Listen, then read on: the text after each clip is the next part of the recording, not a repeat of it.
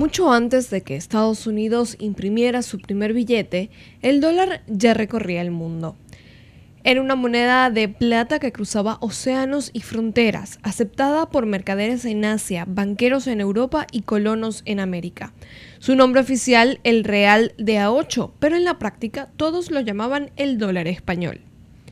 Esta moneda, acuñada por primera vez en 1535 en la Casa de la Moneda de México, no solo fue el primer patrón monetario verdaderamente global, sino el modelo directo de lo que hoy conocemos como el dólar estadounidense. Su historia no es solo la de una divisa, es la historia de un ascenso de imperios, del comercio global y de cómo una moneda puede convertirse en el símbolo del poder de una nación. En pleno auge del Imperio Español, el real de A8 se convirtió en la moneda más confiable del mundo. Su prestigio se debía a su consistencia en peso, pureza de plata y respaldo por parte de un imperio global. Circulaba legalmente de facto en Asia, África, Europa y América, e incluso se usaba en China, donde era preferida para transacciones internacionales. En las colonias británicas de América del Norte, lo que luego sería Estados Unidos, el dólar español fue la moneda común hasta bien entrado el siglo XVIII. De hecho, cuando Estados Unidos se independizó, adoptó formalmente el dólar como su moneda oficial en 1792, inspirado directamente en el real de A8. Incluso, su símbolo se cree que proviene de la abreviación PS, peso español, o de la superposición de las letras S e I de silver.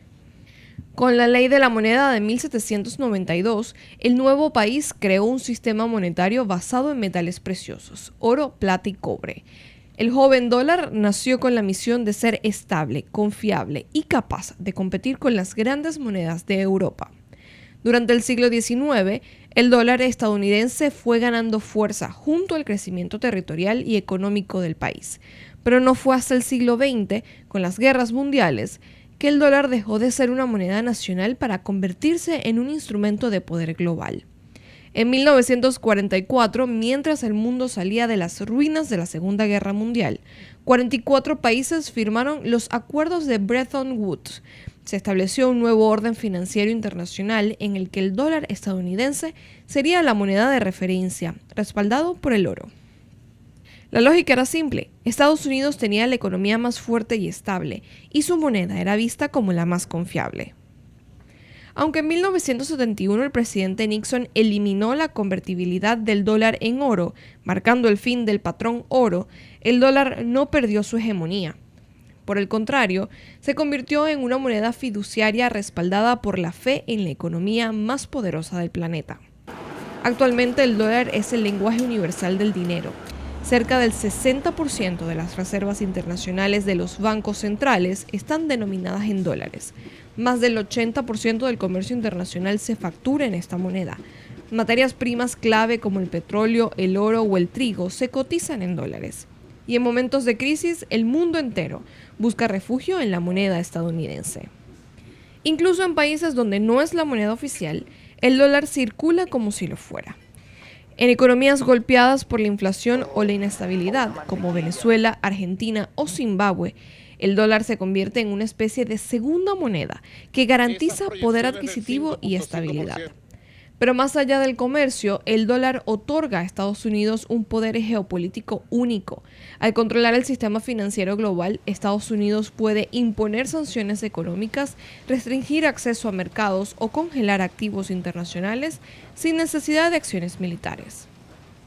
En estos últimos años, algunas potencias emergentes como China, Rusia, Brasil o India han intentado reducir su dependencia del dólar, impulsando sistemas alternativos de pago o promoviendo el comercio en monedas locales.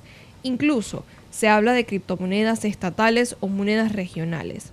Pero hasta ahora, ningún competidor ha podido ofrecer el mismo nivel de liquidez, aceptación global y confianza institucional que el dólar. Desde los talleres coloniales del Imperio Español hasta las pantallas digitales de los mercados de hoy, el dólar sigue siendo más que dinero. Es una herramienta de poder, una herencia imperial y la medida invisible del mundo moderno. del peso, la dolarización de la economía y de qué tan fuerte está el dinero en República Dominicana. ¿Por qué usted tiene que comprar apartamentos, vehículos y bienes en dólares cuando la moneda oficial de República Dominicana es el peso dominicano? ¿Y por qué algunas economías de América ya se han dolarizado? Porque en República Dominicana, además, a veces hay fluctuación, hay recogida y en otras hay liquidez, facilidades de liquidez rápida. Todo eso se lo pregunto esta noche al economista Jaime Aristi Escuder de la Casa Nuestra de CDN Canal 37.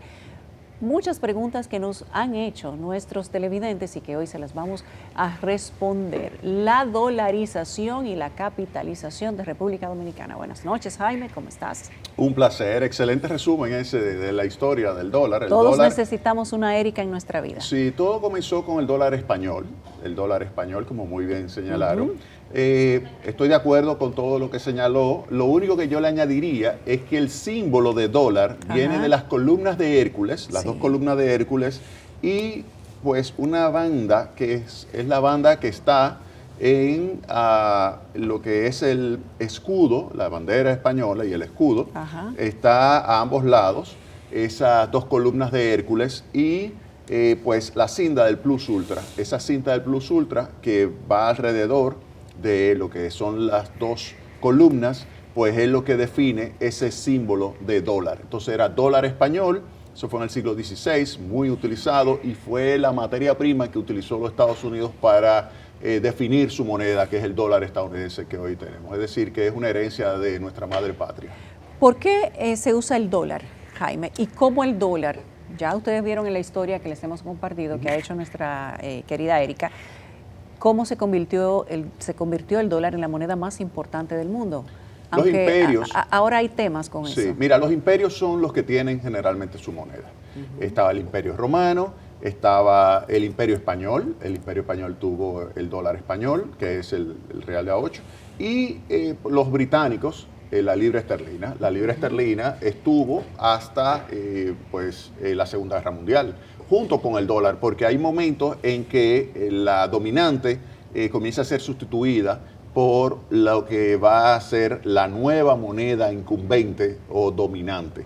Entonces, en el caso de la libra esterlina, fue entrando en vigencia cuando todavía estaba el dólar español, hasta que ya el Imperio Británico fue quien tomó el control de los mares, el control de las economías, sustituyó al gran Imperio Español, que era el imperio que el sol no se colocaba bajo, por ejemplo, Felipe II, Carlos V, etc.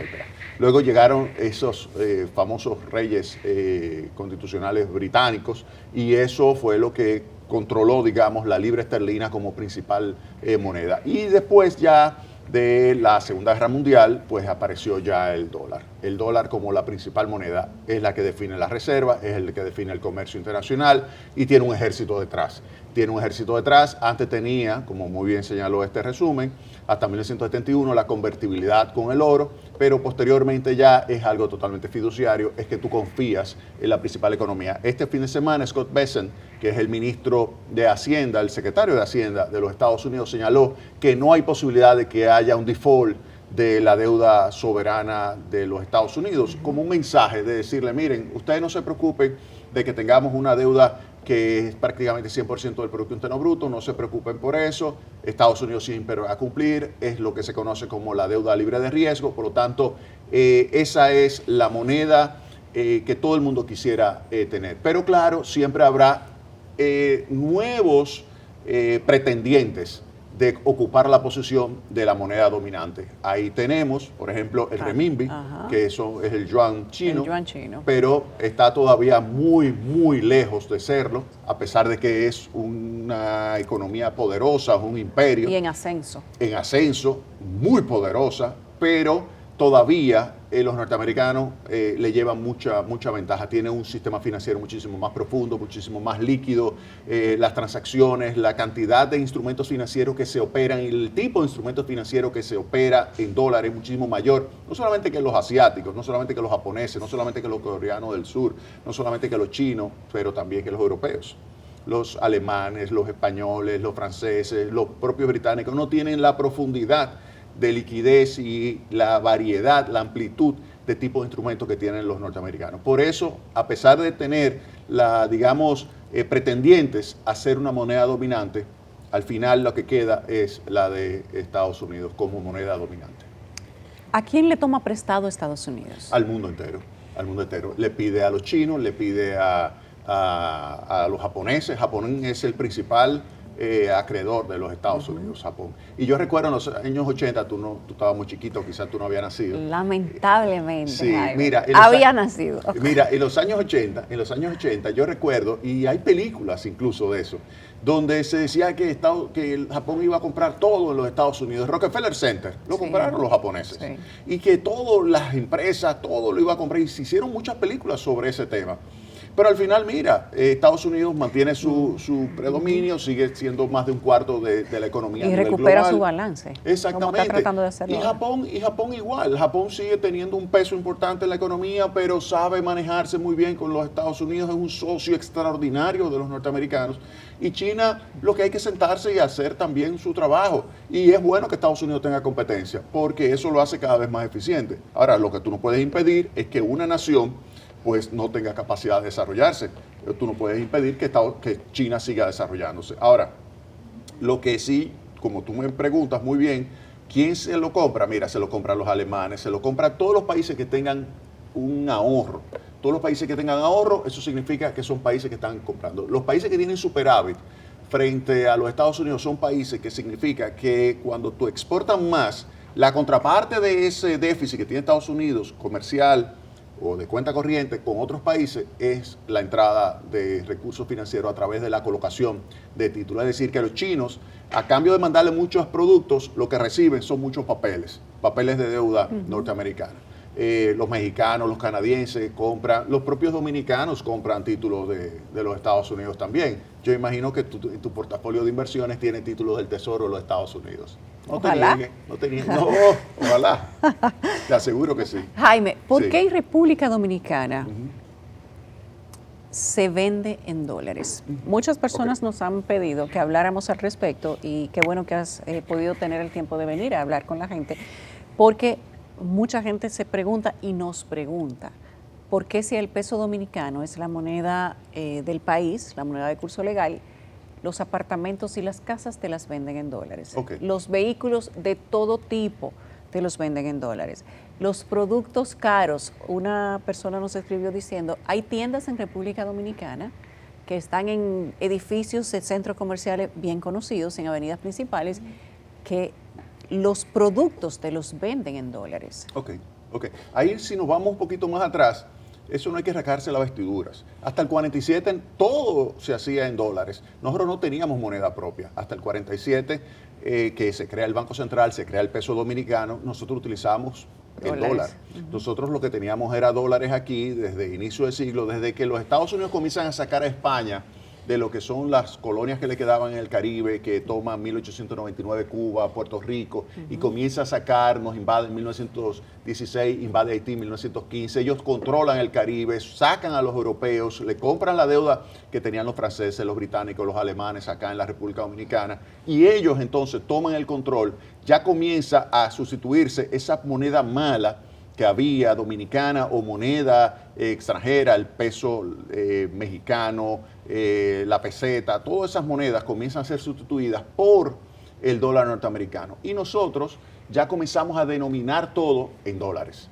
¿Por qué? Porque una moneda, y esto es lo importante, una moneda tiene tres funciones básicas, que es ser medio de pago, sirve para yo comprarte este celular. Yo te entrego moneda, tú me das. Yo no tengo que hacer trueque contigo, yo no te tengo que entregar un vaso. ¿Cuántos vasos te tendría que entregar para yo poder comprar el celular? Es diferente si yo tengo algo que se llama moneda, que tú estás dispuesto a aceptar, simplemente te entrego esa moneda y me llevo eso. Eso es medio de pago. Sí. Unidad de cuenta. El trueque moderno. Sí, unidad de cuenta es decir, ok, ¿cuánto cuesta esto? En la moneda me permite a mí decir que esto cuesta $1,000 o cuesta 60,000 pesos. O cuesta 900 euros, por ejemplo. Eso es unidad de cuenta. Yo poder expresar el valor o el precio de un determinado producto, un determinado bien, un determinado servicio, en función de eso que se llama moneda. Entonces ya tengo ahí dos. Y el otro, ser depósito de valor.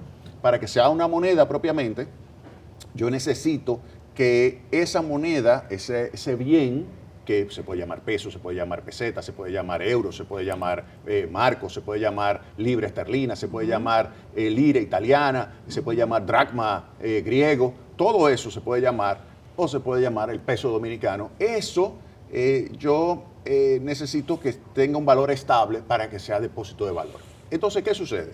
Fíjate que son 3 funciones. Esas 3 funciones, yo utilizo la moneda que más me convenga, porque hay libertad de movimiento. Yo puedo utilizar dólares, puedo utilizar pesos, puedo utilizar cualquier euro. O sea, que en República Dominicana se puede vender en cualquier moneda. Sí, o sea, yo puedo utilizar las funciones de cualquier moneda.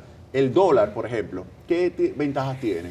Es más estable. Es más estable. Es más depósito de valor. Exacto, y más personas tienen acceso al dólar. No tengo el medio de pago tan fácil como si tengo el peso, porque tendría que hacer mi operación en efectivo. Y ya para comprar un apartamento no puedo llevarte todos los dólares. Ajá. Te lo tengo que pagar en efectivo. Pero sí puedo utilizar mis recursos para depositarlo y mi unidad de cuenta en dólares para yo poder expresar el valor o precio de un determinado producto o de un determinado activo, como es el caso de un apartamento. Entonces yo lo defino en dólares, pero lo pago en pesos simplemente porque no tengo la capacidad de pagarlo en dólares. Y ahí caemos en el tema que tú me señalabas sobre la dolarización.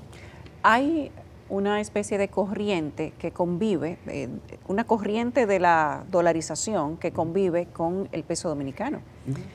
En República Dominicana. El euro se usa, pero menos, muy poco.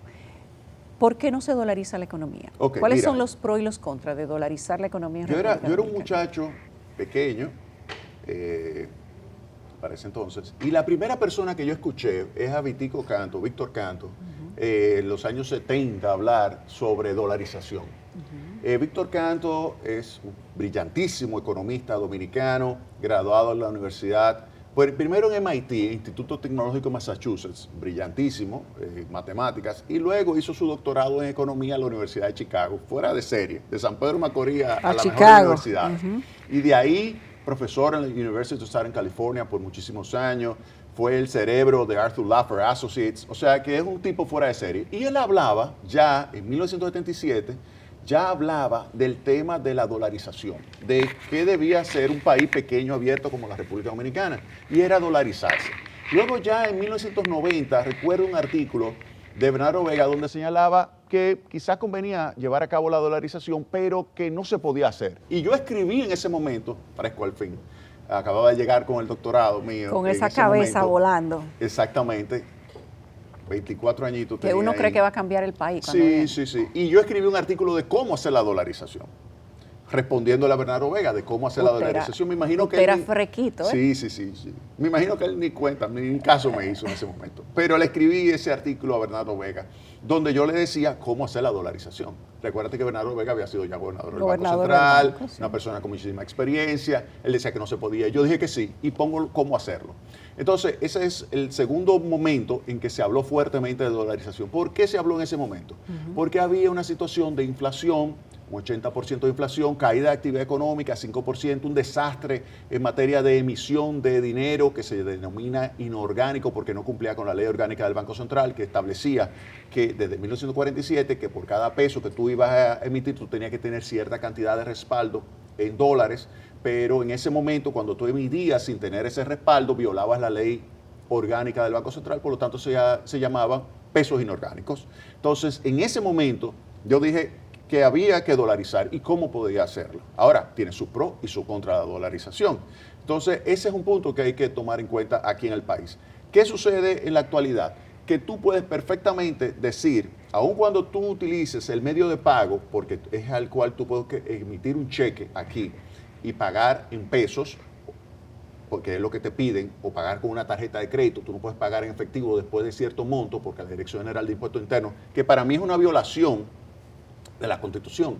Si yo tengo 10 millones de pesos, pudiera pagar. Tú lo debes pagar como tú quieras. Yo, exactamente. Tú tienes la libertad constitucionalmente de utilizar la moneda como tú quieras. Ahí tú me puedes dar clases de eso. O sea, si yo pudiera venir con 10 millones y eso que está aprobado por la Dirección General de Impuestos Internos, que me impide yo pagar con 10 millones de pesos en efectivo o 10 millones de dólares en efectivo, eso es una violación. Es una violación. Entonces, tu derecho. pero exactamente, yo tengo el derecho de utilizar cualquier medio de pago que yo quiera. Está autorizado, pues Sí. lo puedo hacer. En el caso del dólar, ahí yo lo voy a utilizar más como unidad de cuenta, donde yo puedo decir, ese activo, un automóvil, por ejemplo, yo lo voy a valorar en $50,000, pero lo pago O su en pesos. equivalente en pesos. Exactamente, o su equivalente en pesos. Pero yo no te puedo traer los $50,000, no te lo van a aceptar. Deberían poder aceptártelo. Te pero no. acusan de lavado, Exactamente, que debería ser ilegal. exactamente. Exactamente. Tú lo único que tienes que demostrar es dónde tú lo sacaste. Exacto. Pero tú poder hacerlo. Y si yo lo tenía debajo del colchón, si yo lo tengo guardado. Yo recuerdo de que yo era niño ahí en la Felimeral Ruiz con Duarte, en la farmacia de la familia, farmacia Ani. Yo recuerdo perfectamente que cuando llegaban muchos dólares de una papeleta, de $5 y muchas monedas. Y recuerdo a mi mamá que siempre los acumulaba y después hacía sus depósitos en el extranjero. O sea, con su efectivo. Entonces, yo digo, ¿y qué tiene de malo eso? Tú puedes diversificarte, tú puedes tener pesos. Y tú se puedes guardaba tener dólares. dinero abajo del colchón antes. Sí, sí, sí. Y luego se llevaba al banco. A ella le gustaba eso. Sí. Sí, ella es muy catalana, entonces le pasaba la mano. Sí, Lo acariciaba. sí, sí, sí. Tenemos